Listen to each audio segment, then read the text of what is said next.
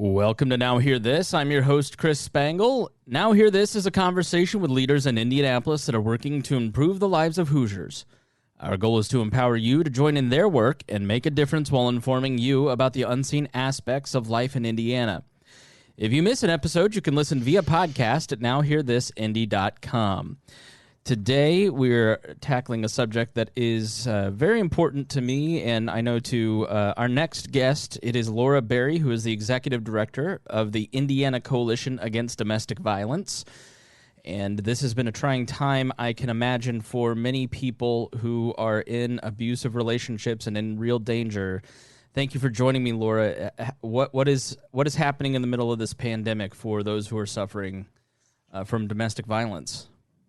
Thanks for having me and letting me be part of this to talk about the issues of domestic violence during this pandemic. Yeah, during this time, we're seeing increases in domestic violence and increases, unfortunately, in our homicide rate, which really are very concerning to us who are working in this field. So, we've seen about a 90% increase in domestic homicides for a period of March through October compared to this same period of time last year. And that really can be directly contributed to COVID. And that's a result of people being isolated at home, a downturn in the economy and loss of their income, increase in stressors, increase in alcohol consumption. While alcohol doesn't cause domestic violence, the increased usage has a tendency to make domestic violence increase in frequency and severity. And those stressors have a tendency to increase our lethality. So we know all of those contributing factors are what are leading to the increase in the risk and the lethality of our domestic violence. Also, with isolation, for those who are staying at home, there's a sense and a feeling that individuals can't reach out or don't feel comfortable reaching out for support and services. Even though our programs and our services are open and available, it's often not safe for them to call for supportive services or to shelter. So knowing that we're open is critically important, and that if they are in extreme danger, that 911 is a critical and important call to make. We're speaking to Laura Berry, the Executive Director of the Indiana Coalition Against Domestic Violence, and their website is icadvinc.org. That's an important point, and we covered this early in the pandemic, but I'd like to revisit it, because if someone is listening this afternoon and they're concerned about a loved one or they're concerned about themselves, how do you intercede, or how can they get help in a way that is safe? Because oftentimes phones are monitored, computers are monitored. What tips do you have to maybe a person who's hearing this or has a friend that needs to get out? How do they go about that in a safe way? Right. So it's incredibly difficult since we're not seeing our neighbors, our friends. We're not going to work as often as we used to. We're working from home more often. We're doing Zoom calls, right? So we might still be seeing people in different ways than we have before. So trying to connect in unique and different ways to ask somebody if they need help or how things are going in their home is still a way to ask an individual if they need help or support or how things are going. So you can ask somebody in a non-confrontational way if things are stable in their household, if they need support, just to do check-ins that seem non-threatening with an individual.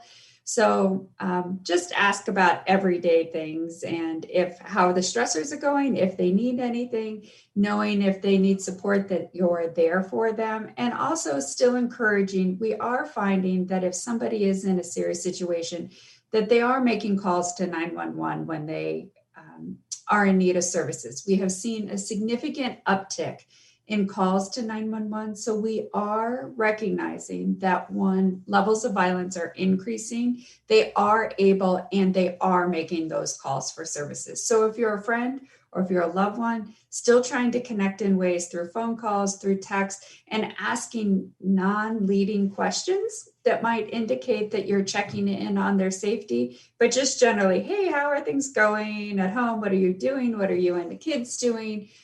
Asking if you're getting out in a non-threatening way that might be an indication if violence is occurring in the home. So what do you do if you know someone's in a dangerous situation and they're just not willing to leave or confront the situation, or they're just not ready? I mean, that's really what it comes down to. How do you handle that? Absolutely. And that's very common. So the first thing that we always say is those who are in a violent situation, survivors, they're the best predictor of their own safety. So we may want to determine for that individual that it's time for them to leave. We're not able to make that decision for them because they are the best person to determine when it is for them to leave. All we can do is say that there are services available for them, that they don't deserve to be in a violent situation. If there's children in the household, it's better for them. And what we can say is it's better for your children to live in an environment that's free from violence and intimidation, and that there are ways to be able to get out of that situation, and that it's not their fault, and that it's a continued conversation to support that individual to make that choice for themselves. What we have to recognize, because it's easier for those of us who are not in a violent situation to understand or need to understand, that there are so many barriers for an individual who's in a violent relationship to leave, because many of those are financial in nature.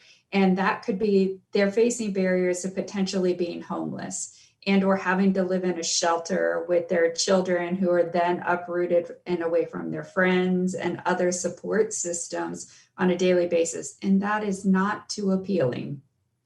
No, that can be very hard, and finances seem, in situations that I've run across over my life, that seems to be the main motivator. I'm not sure how to get out of this.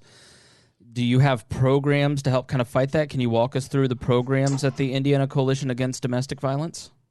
Absolutely. And thanks for asking. One of the things, survivors have said to us, we embarked on a 3-year study to talk to survivors about what's kind of the number one things that keeps them in a violent relationship. And financial instability is really the number one thing that keeps them in a relationship even longer than they normally would. So programs that the coalition offers is housing stability. So we have launched a housing project where survivors can enter into what's a coordinated entry system and access safe and affordable and stable housing. So this is a really big key to helping survivors be able to exit a violent home and live independently. And then other financial flexible resources. Studies and resources and research has shown to us that oftentimes a survivor may only need anywhere from $400 to $1,000 to be able to make that transition from a violent home to self-sufficiency and stability, along with affordable housing. So the coalition has created 165 housing units throughout the state of Indiana and partnered with member programs to offer that capability. The other critical service that often survivors need is access to affordable or free legal services. So the coalition offers legal services free of charge to survivors who need to take that next step. That's one of the services.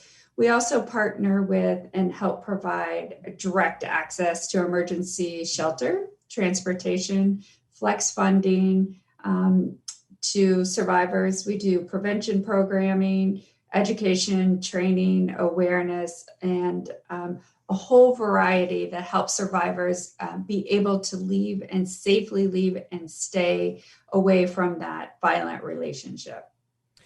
Yeah, one of the I see a lot of confusion. I mean, it's really hard, especially for, it's usually women, but there are men that suffer domestic violence, are there not? Absolutely. So about last year, we see it's about under 1% of the population that we serve that are men, but we see men and men with children who are accessing services in the state of Indiana. So it's not just women, predominantly it's women that we serve, but both men and women are impacted by intimate personal violence. The thing that I have noticed is that when you're in a relationship like that, you're gaslit so much that you're so confused, and you just need a lifeline. So it sounds like you offer that lifeline just to help guide people where they need to go. And how do people contact you and get in touch with the Indiana Coalition Against Domestic Violence? So you gave our website, icadvinc.org, or 317-917-3685 is a good way to get a hold of us during this time.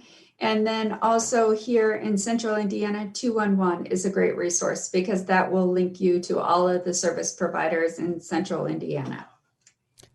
So if I were to ask you, like a shining example of your work, somebody that seemed to be in a hopeless position that is thriving now, what are a scenario or two that you could share with us?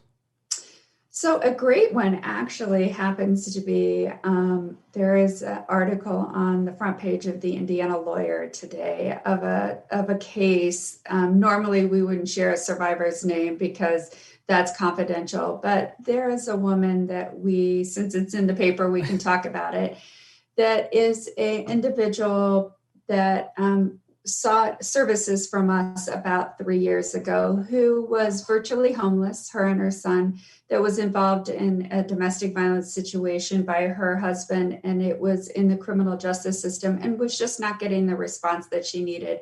And it also had a very complex legal situation to it, where the husband had taken out a business in her name and had, unbeknownst to her, put her in hundreds and hundred thousands of dollars worth of debt.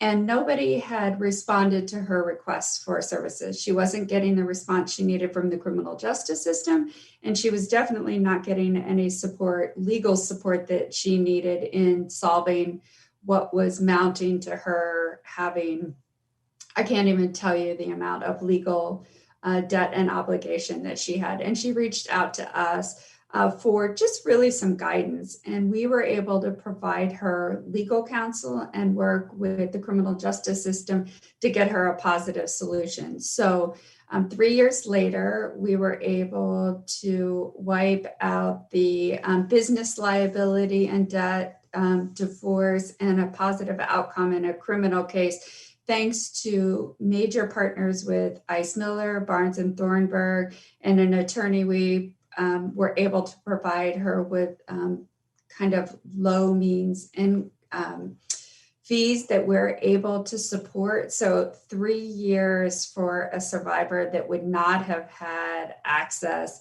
that would have, her and her son would have been homeless otherwise, and or potentially remaining in a violent situation. That's excellent. That's great. Final question. What do you see every day in your work that you wish everybody could see and understand? Every day. I would say resilience. I see resilience in the individuals that we work with, that they are capable. There is this, I think, misunderstanding that survivors of domestic violence are downtrodden, that they're in this situation because they've chosen this situation, that they are not like you and I, and that we would not allow ourselves to be in this situation.